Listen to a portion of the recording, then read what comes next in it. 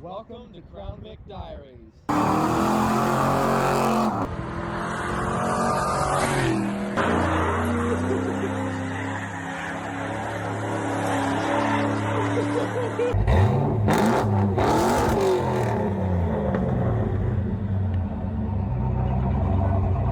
Welcome back to another video of Crown Vic Diaries. Today we'll be discussing the story of how this one caught on fire. Now, you might notice there's three cars here now. This is the two-door that you always see. That's John's. That's Tex. This is my two-door. Sorry. That's John's four-door. If you scoot a little over to John, they'll see it a little better. That one way back there. That's Vicky. We'll dive into that one another time, but it exists and it's there. That car is in our intro doing the donuts in the snow. Yeah. So That's my other money pit. Yeah. It's just as heavily modified as these two.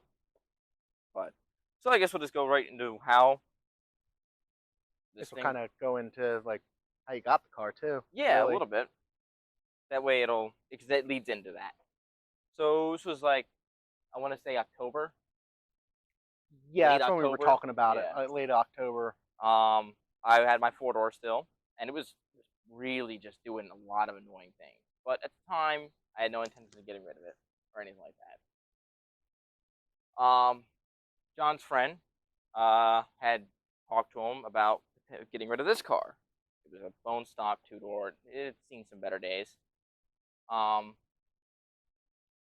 He was doing some maintenance on it, and stuff caught up with him, and he kind of lost the drive, and it was still apart, and he didn't want to put it back together. That's a really big problem with project cars, is losing drive and just becoming angry with the car. I have a serious, I've run into some serious cases with that with this car by itself, especially recently, but I got past that, so I love the car again, everything's good. But when John was offered the car and not me, so I think John was offered like $1,000 or something like that. Yeah, I didn't want it. I didn't need it. I mean, I already have this. What am I going to do with two two-doors? I mean, I know what I do with two two-doors, but like, I didn't need another one. I didn't need the. I didn't need it. Yeah. So John was talking to me about it, and I'm like, you know what? See if he wants this vehicle I had laying around. I won't go into specifics with that because there's a reason, but it was an old 80s vehicle, and he's like, yeah, he wanted it. We asked him for pictures, I sent it to him, and straight up even trade. Straight up even trade. I got this two-door for that he got, which this one didn't run at the time. The vehicle he got did run at the time. Yeah, and it drove. We went up in tail end of November. I think it was the November week 6th. No, it was like 18th. I think it was the week before Thanksgiving. Yeah. We went up to PA to go drop off that vehicle and get this thing running good enough to get it onto the trailer, so we wouldn't have to push it and bring it back home to New Jersey. Well, a little bit of insight before we continue the story. It was like 5 degrees that day. Yeah. Extremely cold. Northern PA, close to the Poconos. 5 degrees might sound like an exaggeration, but it was actually like 5 degrees. It was cold. It was freezing. It was miserable. You couldn't smell anything. It was just, it was cold. Yeah. It sucked.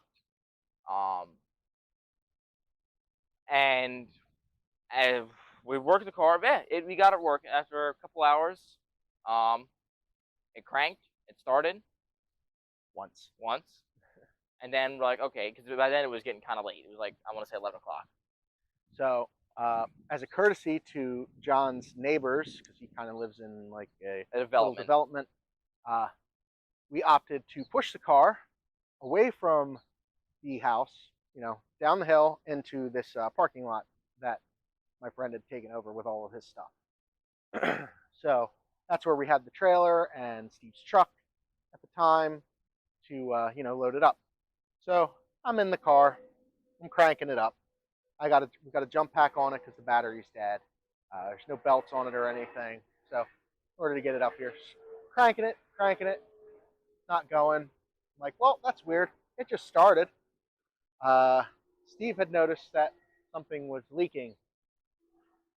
Now, mind you, we got this together, as minimally as possible. So the heater hoses weren't hooked up or anything like that. So it was leaking. It had fluid dumping on the motor, but it was cool. We weren't worried about it. It just had to run long enough to get onto the trailer. Right. But I had noticed that something was leaking from the right around the lower intake, and we couldn't smell anything. So we assumed it was coolant. Yeah. So went to go try it again. Still wouldn't go, and then poof. In seconds, the car was in flames. The whole engine was on fire. And it was on fire. Yeah. And it was on fire. And the way I'm saying that is, it was on fire for about 10, 15 minutes. Like, the 5 degrees no longer felt cold. No, it was burning pretty good. You can see, I'm not sure, we'll get a close-up picture of it, I'm sure, for the video. Yeah. There's still damage from the fire on the hood of the car. Paint's all cracked and peeling, and I had to respray it with some random spray paint I find every once in a while to keep it from rusting, which I actually have to do again. And it was burning. Honestly, in my head, I thought I lost the car. Yeah, just got the car and just lost it. So, but I mean, we ran a lot. So up the hill, go get a fire extinguisher in one of my friend's cars, but he had the damn thing locked, so I couldn't get into it. So thinking on my feet, I grabbed a couple jugs of coolant because I knew that we had just bought coolant. Coolant is not flammable if you're curious. It can put out fires. Yeah. So brought the coolant down, two gallons of coolant. Wasn't enough, obviously. And keep in mind, this whole time, me and other John, the guy, we're down by the fire, trying to think. Well, we're waiting here, so John comes up with the idea to put windshield washer fluid on it. At the time, my brain wasn't really thinking, oh, what's in it? Because I know what was in it, but I didn't think about it. There's alcohol in windshield washer fluid. Yeah. So the flames were turning green. From what they're telling me, they were green. So. And this thing, it was getting hard to breathe. Like, it was filling our lungs with smoke because it's burning plastic, wiring, plastic and wiring, chemicals, fuel, and then the coolant on top of that, and the washer fluid. That's a bunch of stuff that you don't want to be breathing in. So yeah, my lungs weren't right for a few weeks after that. Yeah, it was an interesting turn of events. They ran back up. They got water. Yeah, me and John ran water. We got a few gallons of water, and that's what did it.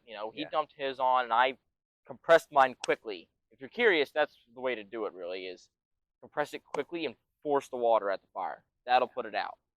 He also tried to get the fire extinguisher. Fire extinguisher was empty. So make sure this will lead into a good segue here. Yeah, you definitely want, even if it's not one of these, any car can catch on fire. Always have a fire extinguisher or a hose or something nearby, just in case something happens. You want to have something that you can put it out. And check your fire extinguisher's expiration dates and make sure that they're actually filled. That's the quick safety tip for today. But the car, when it was done, it was burnt bad. It wouldn't run, nothing. The main harness was completely melted in half. The fire was going into the interior through the antenna wiring. Yeah, it was looking like a timed fuse. Yeah, the antenna. Yeah, it's basically like a fuse, and it was like into the interior. I delved into it the following day because we had it towed. We brought it here, and I looked into it. I took the wiring and inspected everything, and just taking in all the carnage to kind of see. I'm like, all right, here's where we're at. Here's where we need to be. So about almost a foot of the cable inside of the car was melted. So had it have been any longer, and that fire would have spread into the interior, and at that point, that would have been it. The car would have been done. But it wasn't. We were able to save it, thankfully. And we have to wrap this video up here kind of soon. It looks like it's starting to rain. Yeah. But coming soon, that pretty much wraps the story of how the car got on fire. Eventually, he ended up rewiring it and all that, and it got fixed. and that is the car you see now. It's different, but that car is the car you see in the intro video of this car. That's pretty much all that is freshly repaired after the fire. But coming up on the channel, you'll see some cool stuff. We did take the cars drag racing. Yes, we finally did get around to doing that. And if you can see on the windshields, we did take these to Carlisle, the Ford Nationals, which happened a couple weeks ago. We only went for the Saturday, but it was a great turnout. Yeah. Carlisle actually had a dedicated Crown Vic section this year instead of just, catering to the Marauders. Lots of really cool stuff, including there was a 1989 Fox Panther, which is a little bit different look than these, but it's the same pretty much everything else. That one best in best in class. So congratulations to you. Very cool car.